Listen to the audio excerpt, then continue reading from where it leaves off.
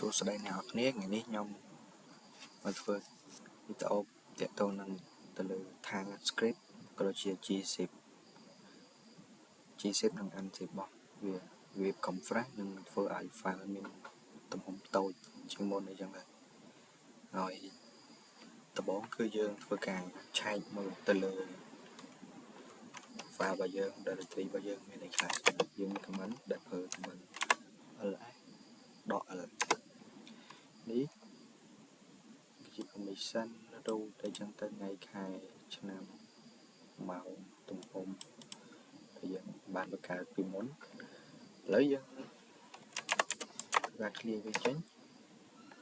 ឥឡូវយើងធ្វើការបង្កើត backup file មួយរបៀប backup ដែលប្រើថាយើងដំបូងយើងថត file របស់យើងមកมันថតនេះគឺជាកម្រិតបង្កើត file យើងបង្កើតថាfile node 1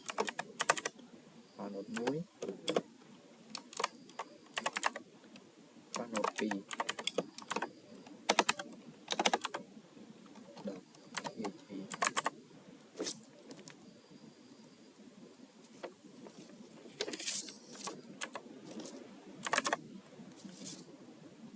ទៅមកយើង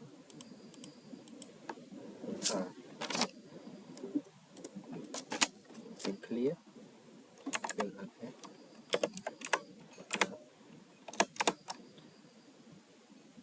នេះគឺជា file node 1 node 2របស់យើង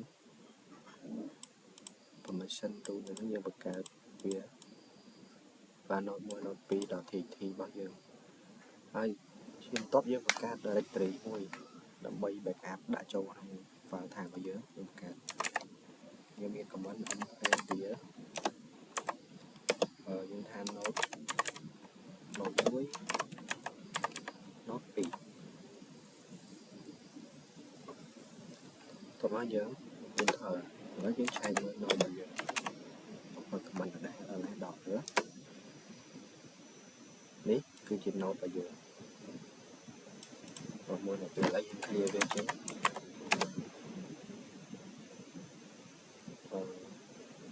ជាបន្ទាប់គឺយើងធ្វើការ compress file ដែលប្រើថា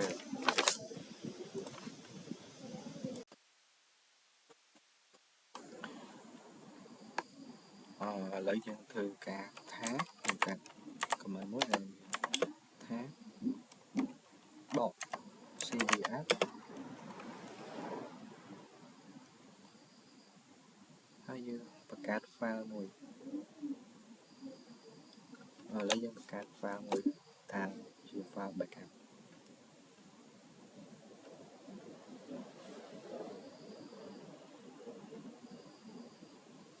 យើងបង្កើតថាដក cvs my backup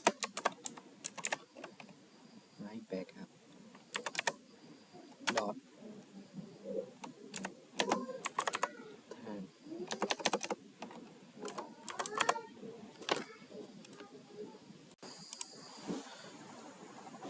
ថាហើយយើងយក file node របស់យើងមិញ file node 1.txt file node 2.txt តោះមកយើង directory របស់យើងដាក់ចូល node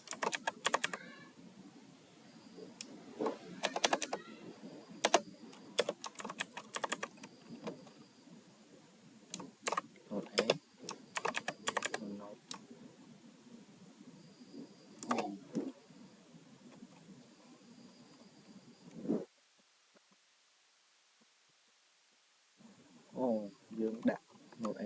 node B មិញយើងដាក់ពីទេ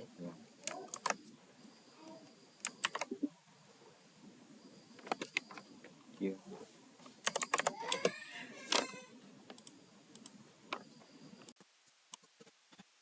ើងបង្កើត file នឹងសាថ្មីមកដល់ cvr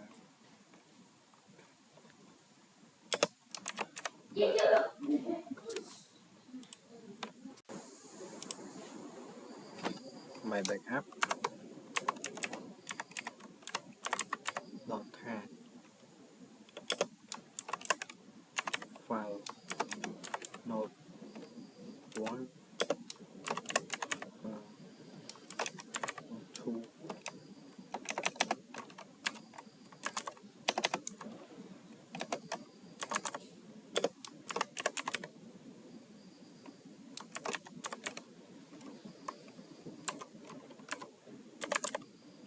.txt directory 1 node 2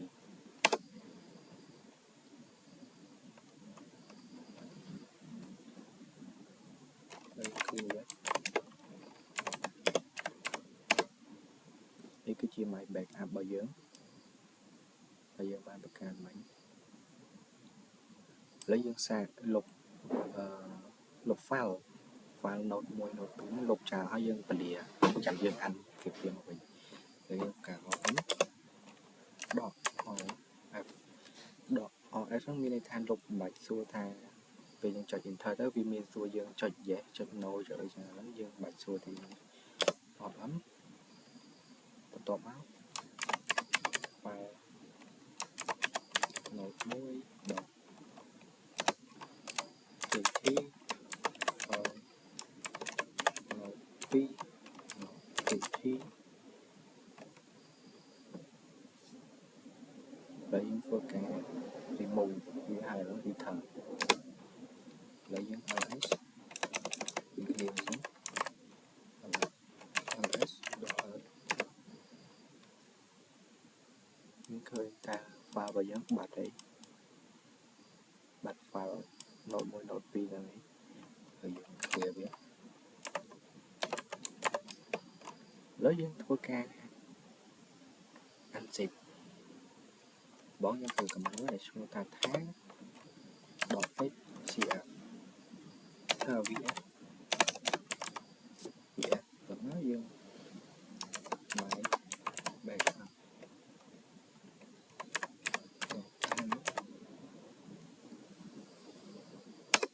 enter នៅ ls នេះឥឡូវឃើញវាមកវិញហើយយើង backup បានហើយយើងមកវិញគឺយើងអាច backup វាដោយប្រើ command tag របស់យើង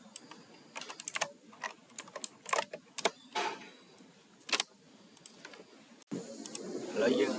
ស្វែងយល់ពី gzip និង gunzip ទាំងអស់គ្នាដំបូងយើងធ្វើការ check ls ដល់ហើយយើងមាន file node របស់យើងហើយនិង directory node 1 node 2ឥ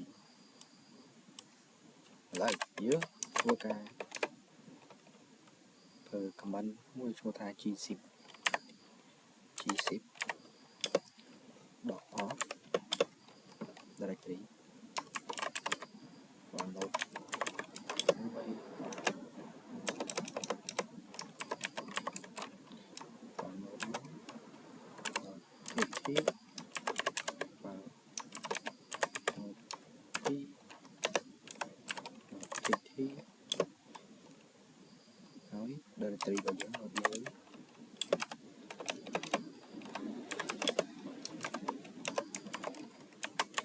node 2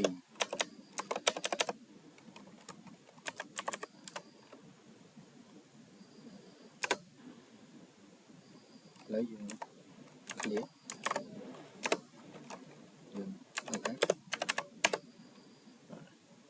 នេះគឺជា node មួយដែលវានៅhome 34ឥឡូវយើងចង់អានពី file នឹងវិញយើងធ្វើមិនដំបូងយើងមាន command g មួយ gunzip តែ gunzip ហើយដក off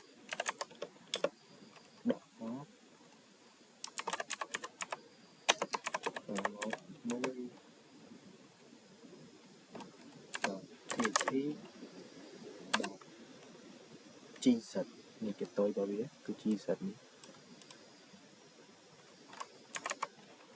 gz